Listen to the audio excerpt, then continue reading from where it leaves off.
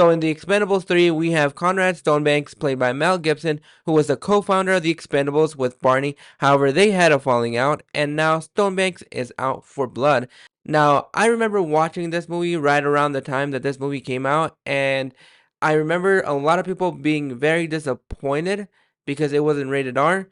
And while to me personally, the rating doesn't matter, when it comes down to the Expendables, I had not seen the other two up to this point. And so my disappointment with The Expendables 3 was a mere fact that it was not rated R. Now that I've seen both of the Expendables series, I feel like this was a well-intentioned movie that could have been fun. While Stallone was trying to gear the franchise to a younger audience, he brought in Glenn Powell, Ronda Rousey, and Victor Ortiz to induce a little bit more of the young blood aspects. Now, there are a couple of things that I really did like about this movie. While the action sequences are a little bit more tamed because of the rating, we don't have a lot of people getting blown up or seeing a lot of blood splatter, which is what you really go for in the Expendables series. So while the action sequences are tamed down to a PG-13 level, I think some of the action sequences are a lot of fun and I was able to get behind them. Plus, you'll have a couple of one-liners that I really enjoyed in this movie. Now, while those were a couple of things that I really did enjoy, and there wasn't a lot for me to enjoy in this movie,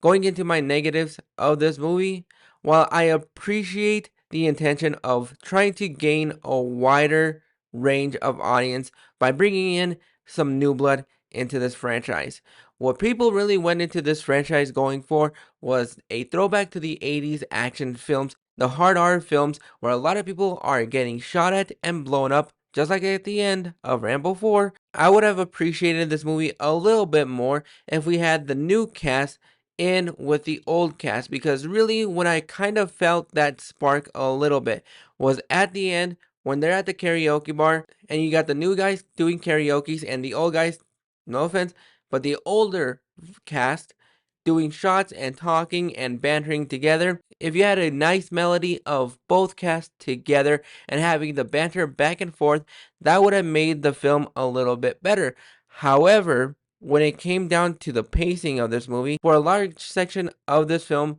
I really did not care for anything that was going on, because the majority of this film is Barney trying to get a new team because he doesn't want to put his old team in danger, just like what happened to this other team. And so that's the main reason why we have the band basically splitting up. And what I really appreciated about the first two Expendables films was the camaraderie between everybody. It wasn't just the fact that we got to see a lot of people getting blown up and shot at and a lot of blood splatter going.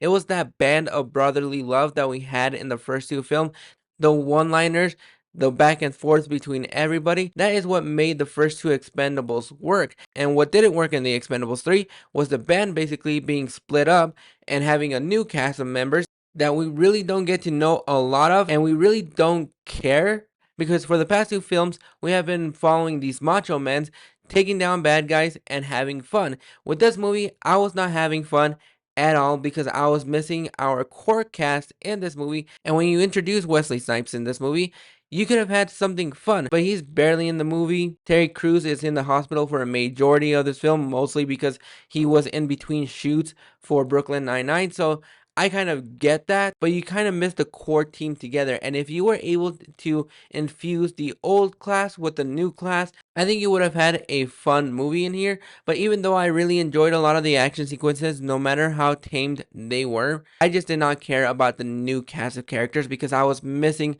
our old characters, the people that we went into this film to go see, and they're not in the film for a majority of this movie, and you kind of miss that. When it came down to Mel Gibson, I enjoyed him as a villain. I think he was having a lot of fun, and you kind of could see that. However, he's not in the movie a lot, and whenever something was not happening, I was just hoping that he would be able to come back, because besides the action sequences that I was having a moderate good time with, I was having a lot more fun with Mel Gibson as a villain. He knew exactly how to take this role in, and he was having a lot of fun. For a majority of this cast, they feel like they're not having fun because they know they are in a tamed down version of the Expendables, and it just felt like their heart wasn't really into this film. I'm pretty sure it was, and they was trying to make the best out of a bad situation. However, it just did not seem like that at points, and I enjoyed a couple of the one-liners. A couple of the action sequences were a little bit of fun,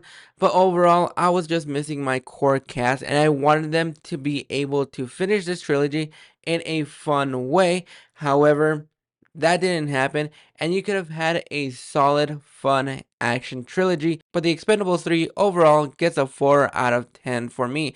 This was a disappointing film in the franchise, and while I enjoyed a lot of the action sequences, I really was missing our core cast because they are the people that we show up for, not this new blood, even though I can respect the intentions, and the intentions were kind of well made. But those are my thoughts on The Expendables 3. Did you like it, or are you in the minority that really enjoyed it no matter the rating? Go ahead and drop your thoughts in the comments below, and I'll catch you guys for The Expendables 4 review.